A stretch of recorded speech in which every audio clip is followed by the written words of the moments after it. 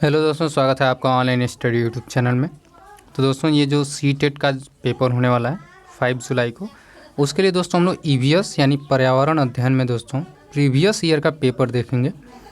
तो दोस्तों, ये वाला जो पेपर है 2019 जुलाई में जो आपका एग्ज़ाम हुआ था, उसका जो है कि ईवीएस का पेपर हम लोग इसमें सॉल्व करने वाले हैं।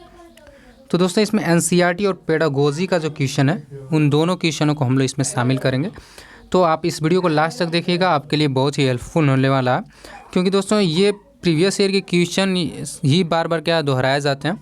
तो पेडागोजी और ये एनसीईआरटी बेस्ड जो क्वेश्चन आते हैं, उसको भी बार बार सीटेट जो है कि देता रहता है। तो चलिए दोस्तों, वीडियो स्टार्ट करते हैं। स्टार्ट करने से पहले बता दें, अगर चैनल को सब्सक्राइब नहीं किया, चैनल को सब्सक्राइब कर लीजिएगा। तो चलिए दोस्तों, हम लोग वीडियो स्टार्ट करते हैं। तो चलिए दोस्तों, ये जो है कि आपको सेट दिख रहा है, पी सेट है, और इसका कोड आप देख ही सकते हैं, पी कोड का है। और इसमें हम लोग दोस्तों चलेंगे, सॉल्व करेंगे, देखेंगे कि कौन सा इसमें आंसर होगा। तो चलिए हम लोग दोस्तों वीडियो स्टार्ट करते हैं और चलते हैं जो कि पर्यावरण वाले पेपर पे।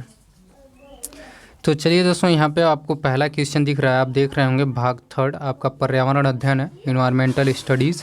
तो उसको दोस्तों हम लोग यहाँ पे सॉल्व करेंगे। तो दोस्तों, यहाँ पे इंग्लिश और हिंदी दोनों में क्वेश्चन दिया गया है। तो ये पेपर एनसीईआरटी का यानी इस जो सीटेट का पेपर है वो ही है ये। तो आप इसको आसानी से देख करके इंग्लिश या हिंदी दोनों में आप सॉल्व कर सकते हैं। तो चलिए पहले क्वेश्चन की तरफ चलते हैं। निम्नलिखित में से क्या पेट्रोलियम से प्राप्त नहीं होता? इंग्लिश में देख लेते हैं, which of the following is not obtain from the petroleum. देखिए दोस्तों, इनमें से कौन सा है जो कि पेट्रोलियम से प्राप्त नहीं होता है? तो चलिए देखते हैं। डीजल पेट्रोलियम से प्राप्त होता है, मोम भी पेट्रोलियम से प्राप्त होता है, आपका ग्रीस भी प्राप्त होता है, लेकिन दोस्तों ये कोयला जो है कि ये पेट्रोलियम से प्राप्त नहीं होता। तो चलिए दोस्तों, ये आपका आंसर इसमें सही हो जाएगा, आंसर नंबर 4। तो चलिए दोस्तों, अगला चलते हैं, अगले क्वेश्चन पे चलते हैं। और अगला क्वेश्चन ही बहुत ही मज़ेदार क्वेश्चन है, और इससे भी क्वेश्चन आपके बनाया जा सकते हैं।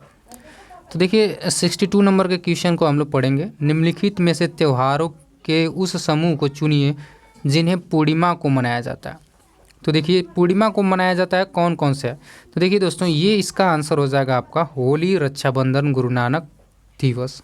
देखिए दोस्तों, होली जो है ये पूर्णिमा के दिन मनाई जाती है, और रक्षाबंधन भी, और गुरु नानक पूर्णिमा के नाम से आप तो जानते ही हैं। तो इसके अनुसार ये जो है कि आपका आंसर यहाँ पे 3 नंबर का आंसर ये सही हो जाएगा आपका, 62 का 3। होली, रक्षाबंधन और गुरु नानक दिवस इस दिन मनाया जाता है। किस दिन? पूर्णिमा के दिन। अब चलिए दोस्तों चलते हैं, ये जो है कि 63 नंबर के क्वेश्चन को देख लेते हैं। 63 नंबर क्वेश्चन क्या कह रहा है? चलिए, निम्नलिखित राज्यों के समूह में से किस एक समूह के समुद्र तट अरब सागर पर है? तो देखिए इसमें कई राज्य दिए हैं, वो आपको छांटना है कि जो अरब सागर के निकट है। इंग्लिश में भी देख देते हैं। Which one of the following group of state has a coast on Arabian सागर सी। ठीक, ये आपको देना है यहाँ पे आंसर। तो देखिए पहला आपको आंसर मिलता है कर्नाटक, केरल, गुजरात। फिर दूसरा है आपका आंध्र प्रदेश, तेलंगाना और उड़ीसा। तीसरा है आपका कर्नाटक, पश्चिम बंगाल और केरल। फिर चौथा है आपका तमिलनाडु, आंध्र प्रदेश और कर्नाटक। तो दोस्तों आपको बता दें कि अगर आप भारत का मैप देखेंगे तो कुछ इस तरह का भारत का मैप है। मैं सही से बना नहीं पा रहा हूँ। तो इधर जो है आप देखेंगे तो इधर आपका महाराष्ट्र मिल जाएगा, गोवा मिल जाएगा, फिर उसके बाद दोस्तों आपका केरल मिल जाएगा, कर्नाटक और गुजरात। तो ये आपका आंसर दोस्तों इसमें हो जाएगा कर्नाटक, केरल और गुजरात। ये दोस्तों एकदम फाइनल आंसर की से मिलाया हुआ है दोस्तों, तो इसमें कोई गलती होने के चांसेस नहीं है। आप इसे मैप में आप देख सकते हैं। तो ये जो है कि आपका कर्नाटक, केरल और गुजरात इसमें आपका सही हो जाएगा। अगर आप दोस्तों इसका वेरीफाई करना चाहते हैं तो आप उसकी आंसर शीट डाउनलोड करके आप वेरीफाई कर सकते हैं। तो यहाँ पे दोस्तों, यहाँ पे हमारा आंसर हो जाएगा 63 का 1। ये हो जाएगा कर्नाटक, केरल और गुजरात, जो कि अरब सागर से मिलते जुलते हैं। अब देखिए दोस्तों, गोवा भी है, अगर आगे क्वेश्चन पूछा जा सकता है गोवा, तो गोवा भी है उसमें, और आपका महाराष्ट्र भी सटा हुआ मिलता है। अब चलिए आगे चलते हैं। ये 64 नंबर के क्वेश्चन को देखते हैं। हमारे देश के मानचित्र में झारखंड कहाँ स्थित है?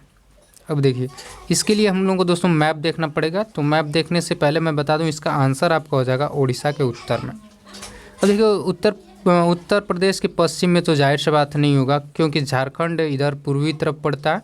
तो उत्तर प्रदेश से पूरब की तरफ पड़ेगा, तो पश्चिम में हो ही नहीं सकता, और पश्चिम बंगाल के पूरब में भी नहीं है।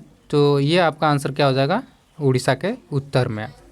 ये एकदम दोस्तों सटीक आंसर है, आंसर शीट से मिलाया हुआ आंसर है, तो यहाँ पे गलती होने के चांसेस कम हो जाते हैं। अब चलिए 65 का देखेंगे।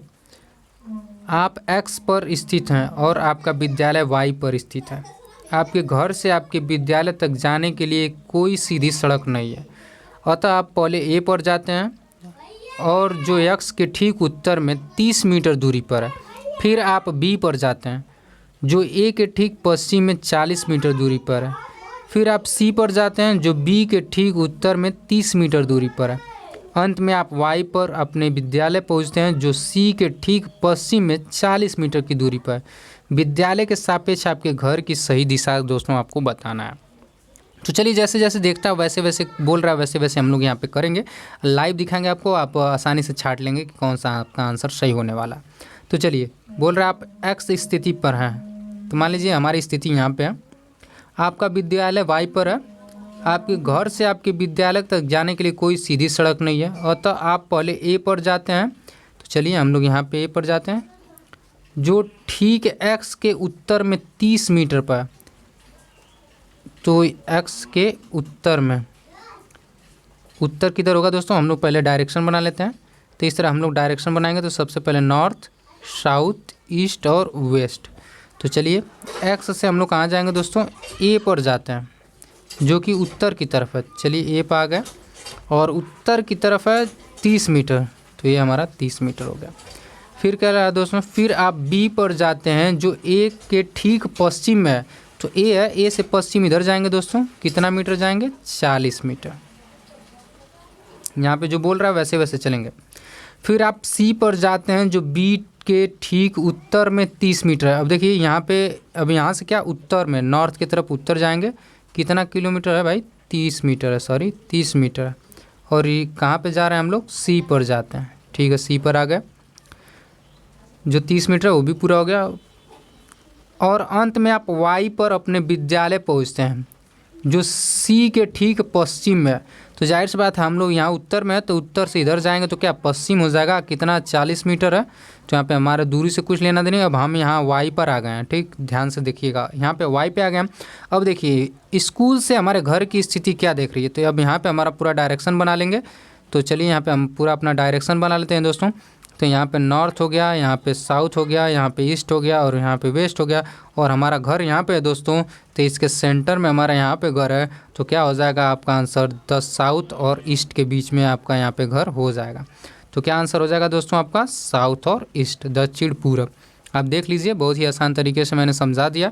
आप एक बार फिर से ट्राई करेंगे तो आपका आंसर क्या निकल के आएगा, दक्षिण और पूरब। अब चलिए चलते हैं अगले क्वेश्चन पे। ये वाला भी क्वेश्चन कई बार पूछा जा चुका है, ये एनसीईआरटी से ही उठाया गया। एनसीईआरटी का जब आप पढ़ेंगे तो नागरकोल के लिए एक लड़का जाता है, उसका जो है कि यहाँ पे विवरण दिया गया। अब देखिए दोस्तों, कोई लड़का माड़गांव से 30 जून 2019 को किसी रेलगाड़ी पर सवार हुआ। यह रेलगाड़ी 9:45 बजे माड़गांव से चली तथा अगले दिन 7:45 बजे नगर कोइल पहुँची। यदि इस समय अंतराल में रेलगाड़ी तय की गई दूरी अगर 1440 किलोमीटर हो तो रेलगाड़ी की औसत चाल क्या थी। तो देखिए दोस्तों, ये आपका क्या है, 9:45 हो रहा है ना। अब देखिए फिर आपका कितना, 7:15 हो रहा है, कितना, 7:15। अब देखिए दोस्तों, इसको घटाएंगे तो आपका 2 घंटा 30 मिनट आएगा। कितना आएगा, 2 घंटे 30 मिनट का अंतर आ रहा है। फिर टोटल टाइम कितना है, 24 में से इसको हम लोग घटा देंगे तो 2 घंटा अगर 30 मिनट घटाते हैं दोस्तों, तो यहाँ पे आपका 30 आ जाएगा और 4 में से आपका 3 में से 2 जाएगा 1 और यहाँ पे 2, 21 घंटा 30 मिनट बच रहा है आपका टाइम। तो लगभग दोस्तों आपका टाइम जो है 21 घंटा 30 मिनट समथिंग आएगा। और जब आप क्या करेंगे, उसको भाग देंगे 1140 में, 21 घंटा 30 मिनट समथिंग का भाग देंगे तो आपका कितना आ जाएगा दोस्तों, 53.50 समथिंग करके आएगा।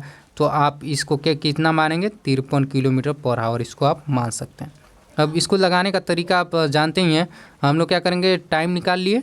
टाइम निकालने के बाद आपका सूत्र जो होता है, स्पीड बराबर आपका डिस्टेंस अपॉन टाइम। तो यहाँ पे स्पीड हमारी है, स्पीड निकालना है और डिस्टेंस हमारा 1140 दिया है और टाइम 21.30। अब एक कटाएंगे तो आपका समथिंग 53 दशमलव समथिंग कुछ आएगा दोस्तों। तो ये आपका आंसर 53 हो जाएगा यहाँ पे। अब चलिए चलते हैं अगला क्वेश्चन पे। अब देखिए 67 नंबर क्वेश्चन पे देखेंगे। 67 नंबर क्वेश्चन क्या बोल रहा है। हमारे देश में एक जंगल में देखते हैं फिर से। हमारे देश के एक जंगल में उस जंगल के लोगों को खेती के लिए ज़मीन ग्राम सभा पंचायत द्वारा एक विशेष मात्रक यानी यूनिट अथवा इकाई में, जिसे टीन कहते हैं, आवंटित की जाती है। टीन क्या है? तो देखिए दोस्तों, एक आदिवासी लोग हैं जो खेत के लिए उनको ग्राम सभा द्वारा ज़मीन मिलती है और विशेष मात्रक यानी यूनिट अथवा इकाई में, जिसे हम लोग टीन कहते हैं, आवंटित किया जाता है। तो टीन क्या है? वह भूमि जिसमें बीमाएँ 100 मीटर इंटू 100 मीटर है, ये नहीं है दोस्तों। वह भूमि जिस पर कोई किसान एक टीन बीज बोता है, वह भूमि जिसे कोई किसान एक टीन बीज उत्पन्न करता है, वह भूमि का मात्रक है जिसका विकल्पना विशेष रूप से जंगलों के किसानों के लिए की गई। तो ये दोस्तों कोई नहीं है इसमें, ये 2 नंबर वाला आपका आंसर सही होगा। वह भूमि जिस पर कोई किसान एक टीन बीज बोता है उसे हम लोग टीन कहते हैं। ठीक, तो टीन भूमि यही होती है जो आदिवासियों को मिलती है बोने के लिए, जिसमें वो लोग एक टीन जो है कि अपना बीज बोते हैं। अब चलिए, नीचे दिए गए शहरों में से एक में से रेत के पहाड़, जिन्हें रेत के टीले कहा जाता है, पाए जाते हैं। तो इसमें देखिए दोस्तों, रेत का टीला जो है कि कहा जाता है, और ये कहाँ पाए जाते हैं? तो ये आपके दोस्तों आबू धाबी में पाए जाते हैं। कहाँ पाए जाते हैं? Abu Dhabi. ये आंसर आपका यहाँ पे सही हो जाएगा। अब चलते हैं यहाँ पे 69 नंबर के क्वेश्चन को भी हम लोग यहाँ पे देखते हैं। 69 नंबर क्वेश्चन क्या होने वाला है। हम सभी पुराने कुओं को देखते हैं जो अब सूख गए हैं। हमारे बड़े यह कहते हैं कि अब से लगभग 25 से 30 साल पहले इन कुओं में काफ़ी पानी था, परंतु अब ये पूरी तरह से सूख गए हैं। निम्नलिखित में से कुएं के सूखने के संभावित सही कारणों को चुनिए। अब देखिए दोस्तों, अब जाहिर सी बात है कि कुएं अब तो है नहीं, लेकिन हम लोग पुराने कुएं को देखते हैं तो वह सूख गए हैं। तो हमारे पूर्वज लोग बताते थे कि 20 से 25 साल पहले उस कुएं में काफ़ी पानी रहता था, अब ये पूरी तरह सूख गया। तो उसके क्या कारण हो सकते हैं, ये आपको यहाँ पे छांटना है। तो चलिए देखते हैं। जिन झीलों में वर्षा का पानी इकट्ठा होता था वह अब वहाँ नहीं है। सही बात है भाई, अब वो वहाँ नहीं है। पेड़ों, कुओं और आसपास के पेड़ क्षेत्रों को जमीन और कोल तार और सीमेंट से ढक दिया गया। कुओं का उपयोग कोई नहीं करता क्योंकि घर घर में टोटियाँ लग गई। भूमिगत पानी को खींचने के लिए कई विद्युत मोटर चालित पंप लग गए। देखिए जाहिर सी बात है, तालाबों वर्षा का पानी जो इकट्ठा हो रहा था वो है ही नहीं, तो कहाँ से तालाब में पानी या कुएं में पानी रहेगा। और ये वाला देखिए, भूमिगत पानी को खींचने के लिए कई विद्युत मोटर, अगर मान लीजिए आपके पास कुआं है, अगर उसमें विद्युत मोटर लगा दिया जाए तो सारे पानी निकल जाएंगे, तो उसमें पानी कहाँ से रहेगा। तो उसके लिए भी वो कुआं जो है कि सूख गया। लेकिन ये वाला जो बात है दोस्तों, ये वाला देखिए, कुओं का उपयोग नहीं करता क्योंकि हर घर में टोटियाँ लगी। अगर मान लीजिए हर घर में अगर टोटी लग गई तो कुएँ का पानी तो ख़त्म नहीं होना चाहिए ना, कुएं का पानी तो उसमें भरा रहना चाहिए। इसलिए ये वाला ऑप्शन इसमें गलत हो जाएगा। तो आपका आंसर कौन सा सही हो जाएगा इसमें, आप देख लीजिए ए, बी और डी। तो कौन सा है? 4 नंबर का आंसर यहाँ पे आपका सही हो जाएगा, 4 नंबर का विकल्प। अब चलिए चलते हैं 70 नंबर पर। पर्यावरण अध्ययन में संकल्पनाओं और मुद्दों को विज्ञान और सामाजिक विज्ञान के विषय के रूप में नहीं रखा गया, क्योंकि अब देखिए, पर्यावरण अध्ययन में संकल्पनाओं और मुद्दों को विज्ञान और सामाजिक विज्ञान विषय के रूप में नहीं रखा गया। क्यों भाई? सीबीएसई के द्वारा पर्यावरण अध्ययन पाठ्यक्रम को इसी प्रकार से निर्धारित किया गया। इस आयु वर्ग के बच्चे अपने परिवेश को समग्र रूप से देखते हैं। यह शिक्षण अधिगम की एक अच्छी युक्ति है, यह पाठ्यक्रम के भार को कम करने के लिए। तो ये दोस्तों आप देखिए और समझिए ये जो है कि क्या होने वाला है। देखिए क्या कह रहा है, पर्यावरण अध्ययन में संकल्पनाओं और मुद्दों को विज्ञान और सामाजिक विज्ञान विषय के रूप में नहीं रखा गया। क्यों भाई? तो आप देखिए क्या करते हैं, इस आयु के वर्ग के बच्चे अपने परिवेश को समग्र रूप में देखते हैं। यही आंसर इसमें दोस्तों आपका लग रहा है कि सही होगा। तो चलिए देखते हैं क्या सही होने वाला। तो दोस्तों इसमें 70 में आपका आंसर हो जाएगा, इस आयु वर्ग के बच्चे अपने परिवेश के समग्र रूप से देखते हैं, इसलिए उनको विज्ञान और सामाजिक विज्ञान के रूप में नहीं रखा गया। अब चलिए चलते हैं 71 का। अब इसको भी देखेंगे। निम्नलिखित में से कक्षा 1 और कक्षा 2 के लिए पर्यावरण अध्ययन विषय के संदर्भ में सच है। देखिए 1 और 2 के पर्यावरण अध्ययन के बारे में क्या सही है, ये आपको देखना है यहाँ पे। अब चलिए देखते हैं। पर्यावरण अध्ययन में संबंधित मुद्दों और संबंधों का संपादन भाषा के द्वारा होता है। अच्छा, अगला चलते हैं।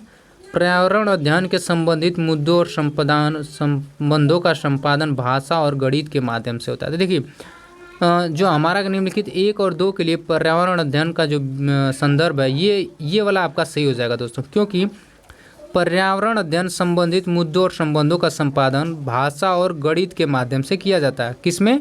1 और 2 में। और लेकिन अगर 3 से अगर 5 की बात किया जाए तो उसमें प्रावधान है कि पर्यावरण उसमें पढ़ाया जाता है। ठीक, तो 3 से 5 तक हमारा पर्यावरण पढ़ाया जाता है एक अलग सब्जेक्ट के रूप में, जिसमें हमारा आपका विज्ञान और सामाजिक विज्ञान और पर्यावरण तीनों उसमें जो है कि शामिल रहते हैं। तो ये आंसर इसमें दोस्तों सही हो जाएगा आपका 2 नंबर का। अब चलिए चलते हैं अगले क्वेश्चन पे। पर्यावरण अध्ययन के पाठ्यक्रम में उप विषयों के स्थान पर थीम को प्रस्तावित किया गया, क्यों? तो देखिए दोस्तों पर्यावरण अध्ययन में 6 थीम है आपकी। कितनी थीम रखी गई? 6 थीम रखी गई, जिसमें आपके सब थीम भी रखा गया। तो उसको दोस्तों क्यों रखा गया? पर्यावरण अध्ययन में पाठों को कम करने के लिए, बच्चों के परिवेशीय बोध में वृद्धि करने के लिए, बच्चों के स्थानीय परिवेश के मुद्दों जुड़े हुए और अंतर संबंधी समझ के विकास के लिए, उप विषयों की तुलना में थीम आधारित पर्यावरण अध्ययन का संपादन करने के लिए। तो देखिए दोस्तों ये जो 72 नंबर का क्वेश्चन है, इसमें अपने विवेक से यानी अपने दिमाग से समझिए क्या है। तो देखिए थीम के क्यों रखा गया? बच्चों के स्थानीय परिवेश के मुद्दों से जुड़े हुए अंतर संबंधित समझ को विकास करने के लिए जो है कि दोस्तों इसमें रखा गया सब थीम को और थीम को। तो ये आंसर आपका 72 का 3 आपका सही हो जाएगा। अब चलिए चलते हैं 73 पर। निम्नलिखित में से कौन सा वर्तमान पर्यावरण अध्ययन पाठ्यक्रम के 6 मुख्य थीमों में से एक नहीं है? तो चलिए दोस्तों यहाँ पे आपको बता दें, अभी मैंने बताया 6 थीम होती है, तो 6 थीम में आपको दिखा देते हैं क्या क्या जो है कि 6 थीमों में आपका होने वाला है। तो यहाँ पे देखिए दोस्तों अगर आप 6 थीमों के बारे में जानते हैं तो इसमें से कौन सा नहीं है ये आपको छांटना है। तो देखिए भोजन है, आवास है, हम चीज़ें कैसे सीखते हैं, लेकिन काम और खेल को उस 6 थीमों में नहीं शामिल किया गया। तो चलिए आपको दिखाते हैं वो 6 थीमें कौन कौन सी हैं। तो देखिए दोस्तों 2005 एनसीएफ 2005 जो है उसमें जो है कि पर्यावरण को पढ़ाने के लिए 6 थीम रखी गई, जिसमें परिवार एवं मित्र, भोजन, पानी, आवास, यात्रा और हम चीज़ें कैसे बनाते हैं, इन 6 थीमों को इसमें शामिल किया गया दोस्तों। तो उसमें जो दोस्तों दिया गया था तो वो चौथा ऑप्शन आपका खेल से संबंधित था, तो वो देखिए इसमें नहीं मिल रहा है, तो वो वाला जो है कि ऑप्शन अलग हो जाएगा। तो ये वाला जो है कि दोस्तों आप लोग याद रखिएगा कि 6 थीम होती है, जिसमें से परिवार मित्र, भोजन, पानी, आवास, यात्रा और हम चीज़ें कैसे बनाते हैं, ये 6 चीज़ें आप याद रखिएगा। इस पर अगला क्वेश्चन बन सकता है। तो दोस्तों आपको मैंने 6 थीमों के बारे में यहाँ पे दिखा दिया है, तो आप देख सकते हैं भोजन, आवास, हम चीज़ें कैसे सीखते हैं ये था, लेकिन आपका काम और खेल इसमें नहीं शामिल था, तो ये वाला ऑप्शन आपका यहाँ पे सही हो जाएगा। अब चलिए 74 पे चलते हैं, इसको देखते हैं। निम्नलिखित में से कौन सा एक पर्यावरण अध्ययन के संबंध में सच नहीं है? अब देखिए निम्न में से कौन सा एक पर्यावरण अध्ययन के संबंध में सच नहीं है? पर्यावरण अध्ययन एक प्रकृति एकीकृत है, पर्यावरण अध्ययन बाल केंद्रित अध्ययन है, ये तो सही बात है भाई। पर्यावरण अध्ययन बच्चों को अपने परिवेश को खोजने का अवसर देता है, ये भी सही है। पर्यावरण अध्ययन की प्रकृति एकीकृत है, तो ये भी सही है। पर्यावरण अध्ययन बाल केंद्रित है, जय सही बात है। लेकिन ये वाला दोस्तों ऑप्शन आपका गलत है, यानी पर्यावरण अध्ययन वर्णनों और परिभाषाओं पर बल देता है। तो ये ऐसे परिभाषाओं और याद करने वाली चीज़ों को हम लोग ध्यान नहीं देते हैं पेडागोजी में, तो ये आपका आंसर इसमें सही हो जाएगा। तो इसका आंसर क्या हो जाएगा दोस्तों आपका ये वाला संबंधित नहीं है। अब चलते हैं 75 नंबर पे। 75 नंबर के क्वेश्चन को देखते हैं दोस्तों यहाँ पे हम लोग। अब चलिए क्या बोल रहा है 75 नंबर क्वेश्चन। निम्नलिखित में से एक पर्यावरण अध्ययन में ज्ञान की रचना में बहुत ही महत्वपूर्ण है। अब देखिए पर्यावरण अध्ययन में हम लोग को ज्ञान की रचना में बहुत ही महत्वपूर्ण विकल्प है, उसको हम लोग को छांटना है यहाँ पे। तो देखिए बच्चों की सक्रिय भागीदारी ज़रूरत है भाई, बच्चों के ज्ञान को शिक्षक के ज्ञान से जोड़ना है, ये कुछ गलत लग रहा है, इसको देखते हैं बाद में। पर्यावरण अध्ययन को कक्षा की 4 दीवारी से बाहर, जाहिर सी बात है 4 दीवारी से बाहर जाना है हमको। बच्चों के स्थानीय ज्ञान को विद्यालय के ज्ञान से संबंधित करना, सही बात है। लेकिन ये वाला दोस्तों बच्चों के ज्ञान को शिक्षक के ज्ञान से जोड़ना, ये वाला ऑप्शन कुछ गलत लग रहा है। तो आपका आंसर क्या सही हो जाएगा, ए, सी और डी। चलिए देखते हैं ए और सी डी। तो इसके अनुसार आपका ये वाला ऑप्शन यहाँ पे सही हो जाएगा। आप लोग क्वेश्चन को ध्यान में देखिएगा दोस्तों, क्योंकि किसी न किसी एग्ज़ाम के जो है कि पैटर्न में ज़रूर आया हुआ है। तो आपका अगला जो है कि जो पेपर होने वाला है उसमें भी ये मोस्ट इम्पॉर्टेंट बन सकता है। अब चलिए दोस्तों ये वाला जो क्वेश्चन है इसको देखते हैं। पर्यावरण अध्ययन में बच्चों को जोड़ने की सबसे प्रभावशाली युक्ति है। अब देखिए, आपको बच्चे को पर्यावरण अध्ययन में आपको जोड़ना है प्रभावशाली तरीके से। तो देखिए, कक्षा निर्देशन से तो होगा नहीं, शिक्षक द्वारा व्याख्याएं करने से भी बच्चे उतना नहीं सीखेंगे, पाठ्य पुस्तक वगैरह से, लेकिन आपकी जो किस्से और कहानियाँ हैं उससे जो है कि प्रभावशाली बच्चे जुड़ेंगे और अच्छे तरीके से और इन्जॉय के साथ जो है कि सीखना पसंद करेंगे। तो 76 का आंसर आपका हो जाएगा दोस्तों। यहाँ पे मैंने बता दिया 1 नंबर का जो है कि आंसर यहाँ पे आपका सही होने वाला है। अब चलते हैं दोस्तों अगले क्वेश्चन पे। तो ये वाला क्वेश्चन देख लेते हैं दोस्तों। पर्यावरण अध्ययन में बच्चों को पाठ्यपुस्तकों और शिक्षकों के अलावा अन्य स्रोतों की मदद लेने के लिए प्रोत्साहित करना चाहिए, क्यों? देखिए दोस्तों, इसमें पूछ रहा है पर्यावरण अध्ययन में बच्चों को पाठ्यपुस्तकों और शिक्षकों के अलावा अन्य स्रोतों की मदद लेने के लिए प्रोत्साहित करना चाहिए, क्यों भाई? चलिए देखते हैं। यह पर्यावरण अध्ययन सीखने के लिए समुदाय और माता पिताओं की उपस्थिति का विकास करेगा, सही बात है। यह शिक्षकों को बच्चों की पृष्ठभूमि को जानने का अवसर देगा। यह बच्चों के संदर्भगत और मनोक्रियात्मक कौशल का विकास करेगा। तो ये दोस्तों यहाँ पे देखेंगे हम लोग 77 का। तो इस क्वेश्चन को आप लोग देखिए कौन सा इसमें सही होगा। तो देखिए, आप क्या करेंगे, ये वाला जो ऑप्शन है ये भी सही होगा, क्योंकि पर्यावरण अध्ययन सीखने के लिए पाठ्य पुस्तक और शिक्षक ही स्रोत नहीं है। जाहिर सी बात है, पर्यावरण अध्ययन सीखने के लिए पाठ्य पुस्तक और शिक्षक स्रोत नहीं है, और भी बहुत सारे ऐसे स्रोत हैं जिससे हम लोग क्या पर्यावरण अध्ययन को सीख सकते हैं। और ये वाला और ये ऑप्शन सभी आपके ए और बी और सी ऑप्शन जो है कि आपके सही होंगे, और डी वाला आंसर आपका गलत होगा। अब देखिए कैसे गलत होगा। यह बच्चों के सौंदर्यगत मनोक्रियात्मक कौशल, सौंदर्यगत से हमको क्या लेना देना भाई, मनोगत क्रियात्मक कौशलों का हमारा यहाँ पे कोई लेना देना नहीं है। तो हमारा यहाँ पे आंसर ए और बी और सी यहाँ पे हमारा सही हो जाएगा। कौन सा? 77 का 2 नंबर। अब चलिए चलते हैं 78 नंबर के क्वेश्चन पे। ये पूछ रहा है एक शिक्षक हमेशा क्रियाकलापों को कराने के बाद प्रश्नों और चर्चाओं का संचालन करता है। क्रियाकलापों, प्रश्नों और चर्चाओं के संकलन का क्या उद्देश्य है? अब देखिए, एक शिक्षक हमेशा क्रियाकलाप करा रहा है भाई, और उसके बाद में चर्चा का संचालन करता है। तो प्रश्नों और चर्चाओं के संचालन करने का उसका उद्देश्य क्या है? बच्चों की प्रक्रिया कौशलों का आकलन, बच्चों को खोजने का अवसर देना, बच्चों को अपनी अभिव्यक्ति का अवसर, सही बात है भाई, बच्चों को उनके सीखने की गति के आधार पर विभेद करना। अब ये देखिए, विभेद करना दे दिया दोस्तों। तो हम किसी भी बच्चे में विभेद नहीं कर सकते हैं। तो ये वाला आंसर कुछ गलत लग रहा है, तो इसको हम लोग नहीं लेंगे। तो हमारा कौन सा आंसर हो जाएगा? ए, बी और सी। तो चलिए देखते हैं इसमें कौन सा है, ए और बी और सी। तो इसमें हमारा 4 नंबर का जो है क्वेश्चन दोस्तों यहाँ पे हमारा सही हो जाएगा। कौन सा? ए और बी और सी। ये और ये वाला आंसर हमारा गलत हो रहा है, क्योंकि हम किसी बच्चे के साथ भेदभाव या विभेद नहीं कर सकते। अब चलिए, ये 79 नंबर जो है कि क्वेश्चन हम लोग देखेंगे। एक शिक्षक खाना किस प्रकार से खराब होता है पर एक प्रयोग करता है। शिक्षक बच्चों के समूह बनाकर उनको प्रयोग से संबंधित सामग्री देता है।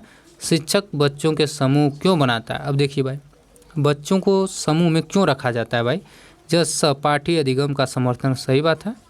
यह बच्चों को सामाजिक अंतरक्रिया में सुधार करता है, सही बात है। जब एक बच्चे एक साथ अंतरक्रिया करेंगे तो सामाजिक सुधार होगा। समूह अधिगम बिना बोझ के पर्यावरण अध्ययन के अधिगम का प्रभावशाली तरीका, ये कोई अच्छा तरीका नहीं है। कक्षा में अनुशासन ऐसे शब्दों को तो हम लेंगे नहीं, जो अनुशासन और जो कि महत्वहीन हो तो उनको हम लोग नहीं लेंगे, और जो कि दंडित वाले हैं ऐसे प्रश्नों को हम लोग वैसे ही नगण्य कर देंगे। तो हमारा क्या आंसर सही हो जाएगा? ए और बी। तो देखते हैं ए और बी वाला ऑप्शन कौन सा है। तो हमारा यहाँ पे नंबर 1 यहाँ पे क्वेश्चन आपका सही होने वाला है। तो 79 का जो है कि हमारा दोस्तों यहाँ पे सही हो जाएगा आंसर नंबर 1।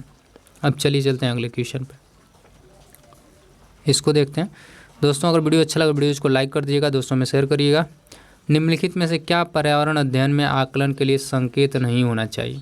अब देखिए, पर्यावरण अध्ययन के आकलन के लिए क्या संकेत नहीं होना चाहिए? न्याय और समानता के प्रति सरोकार, सहभागिता, याद करना और प्रश्न पूछना। देखिए न्याय और समानता के प्रति सरोकार आपका हो सकता है, आपका सहभागिता भी हो सकती है, आप प्रश्न भी पूछ सकते हैं, लेकिन याद करवाना या याद करना ये सब जो है कि दोस्तों हम लोग निगेटिव चीज़ें लेते हैं। तो हमारा 80 का यहाँ पे आंसर दोस्तों हो जाएगा नंबर 3, याद करना जो है कि इसमें नहीं होना चाहिए। अब चलते हैं 81 में।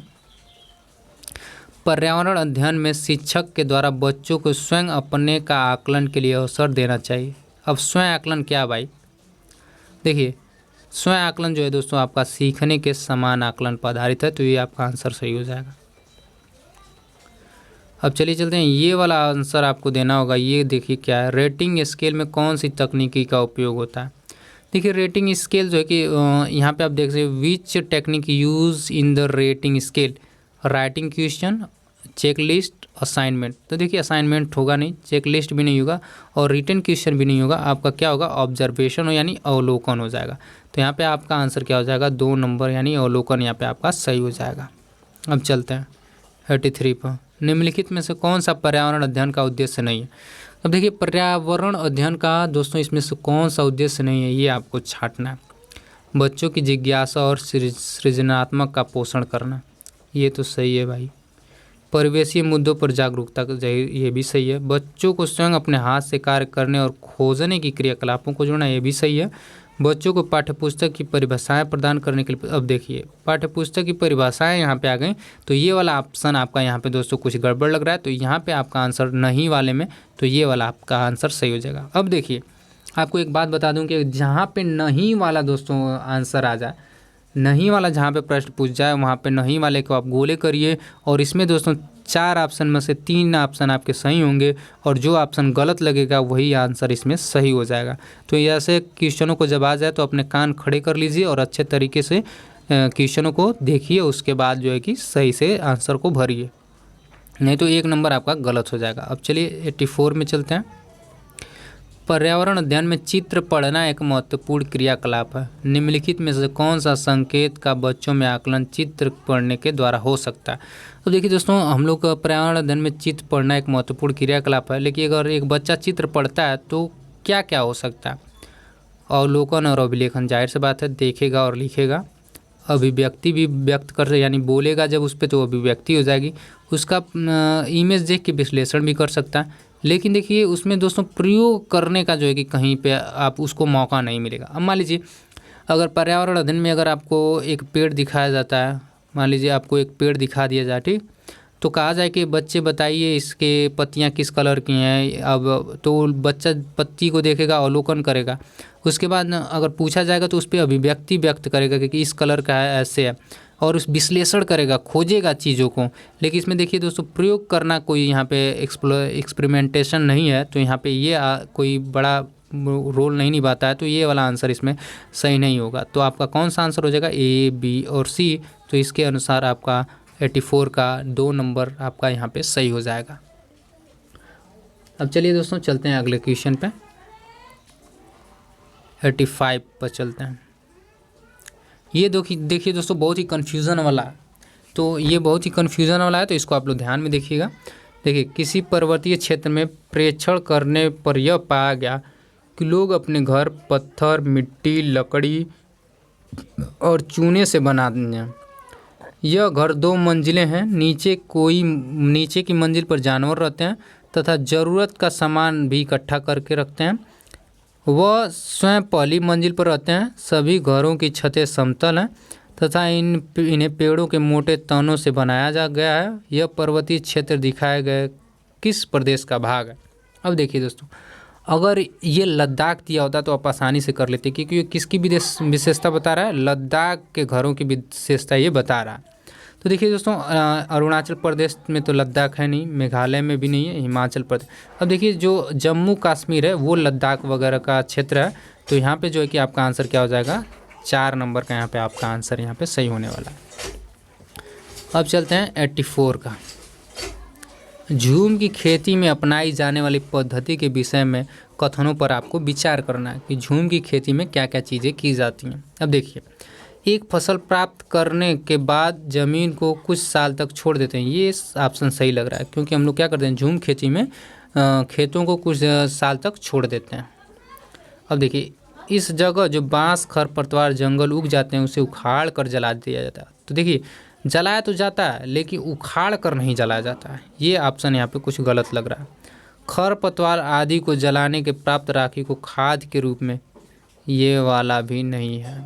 अब जब इस ज़मीन में खेती की बारी आती है तो इसे बीज छिड़कने से पहले इसे गहरा जोता जाता है। गहरा नहीं जोतते हैं दोस्तों, उसी तरह जलाने के बाद हम लोग उसी में इसी तरह बीज छिड़क देते हैं। तो कौन सा आंसर इसमें ओनली सही है? ए नंबर का आपका यहाँ पे सही है।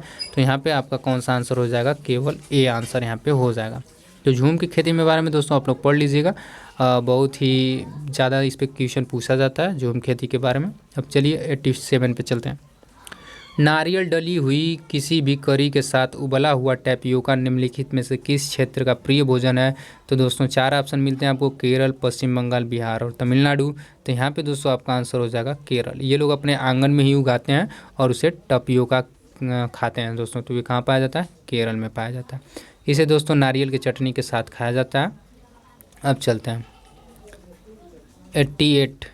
आमतौर पर यह माना जाता है कि रात में जागने वाले जानवर हर चीज़ को किस रंग में देखते हैं? तो देखिए दोस्तों बहुत सारे ऐसे जानवर हैं जो दिन में जगते हैं तो उनको कुछ रंग दिखाई दे देते हैं, लेकिन जो जानवर रात में जगते हैं उनको ओनली आपकी काली और सफ़ेद वस्तु ही दिखाई देती है। तो ये आंसर यहाँ पे सही हो जाएगा। अब चलते हैं 89 वाला क्वेश्चन भी बहुत ही अच्छा क्वेश्चन है, चलिए देखते हैं। केंचुओं को किसानों का मित्र माना जाता है, इसलिए निम्नलिखित में से सही कारणों को चुनिए। अब देखिए दोस्तों आप सुने भी होंगे कि केंचुओं को जो किसान का मित्र माना जाता है और सांप को भी केंचुए का मित्र माना जाता है, लेकिन यहाँ पे पूछा जा रहा है केंचुए के बारे में। तो चलिए देखते हैं। केंचुए मृत पत्तियों और पौधों को खाते हैं तथा इनके मल से ज़मीन उपजाऊ हो जाती है, सही बात है। केंचुए खरपतवार खाते हैं जिससे मुख्य फसल की रक्षा होती है। अब देखिए भैया खरपतवार तो खाते हैं, सही बात है, लेकिन फसल की रक्षा करते हैं, कैसे रक्षा करेंगे भाई? ऐसा कुछ है नहीं, खरपतवार कितना खाएंगे? अब बड़ी बड़ी झाड़ियाँ तो खा नहीं पाएंगे, छोटे छोटे मृत पत्तियों को खा सकते हैं लेकिन बड़े बड़े पेड़ पौधों को खाएंगे नहीं, खा पाएंगे। तो ये आंसर कुछ गलत लग रहा है। अब इसे देखते हैं। केंचुए ज़मीन में छेद बनाते हैं जिससे ज़मीन पोली हो जाती है, सही बात है, छेद बनाते हैं और छोटी छोटे कणों में जो है कि आपकी हो जाती है मिट्टी। केंचुओं द्वारा बनाए गए छेदों से ज़मीन को आसानी से हवा में पानी मिल जाता है, तो ये बात भी सही है। तो यहाँ पे आपका बस ओनली बी नहीं होगा। तो चलिए देखते हैं कौन सा आंसर यहाँ पे सही होने वाला है। तो इसमें भी बी है तो ये नहीं सही होगा, इसमें भी बी है तो ये भी नहीं सही होगा। नीचे वाला ऑप्शन है इसको भी देख लेते हैं। तो यहाँ पे ए और सी दिया है तो हमारा क्या डी भी सही है। तो हम कौन लेंगे? ए, सी और डी। ए, सी, डी हमारे यहाँ पे सही होगा। तो इसमें ए है, सी है और डी है, तो ये ऑप्शन आपका यहाँ पे सही हो जाएगा। तो दोस्तों इसी तरह जो है कि वीडियो को आप लोग देखते रहिए, बहुत ही इंपॉर्टेंट वीडियो आपके लिए बहुत ही हेल्पफुल होगी। तो चलिए 90 नंबर है। आदिवासी हजारों साल पहले से कांसे की चीज़ बनाते आए हैं, आज भी हमारे घरों में कांसे का उपयोग होता है। कांसे के विषय में निम्नलिखित में से सही कथन आपको चुनना है। अब देखिए दोस्तों ये एल्युमिनियम और तांबे की भांति एक तत्व है, नहीं ये तत्व नहीं है दोस्तों, ये जो है कि एक मिश्र धातु है। अब चलिए यह पीतल, ब्रांस और तांबे का बनाया जाता है। अब देखिए पीतल, ब्रांस और तांबे का तो बनाया नहीं जाता। यह तांबे और तथा जिंक, कापर और जिंक का तो ये भी नहीं बनाया जाता। यह कापर और टीन का बनाया जाता है। तो ये दोस्तों यहाँ पे आपका आंसर सही हो जाएगा। ये कापर प्लस एसएन से बनाया जाता है जिसमें 90 और 10% का यहाँ पे इनका मिश्रण होता है। तो ये यहाँ पे 90% कापर और 10% टीन होता है जो हमारा कांसा या आपके ब्रॉन्ज को बनाया जाता है। तो आशा करते हैं दोस्तों आज का ये वीडियो आपको पसंद आया होगा। अगर ये वीडियो पसंद आया हो तो वीडियो को लाइक कर दीजिएगा, दोस्तों को शेयर कर दीजिएगा। मिलते हैं अगले वीडियो में नए वीडियो के साथ, तब तक के लिए बाय बाय।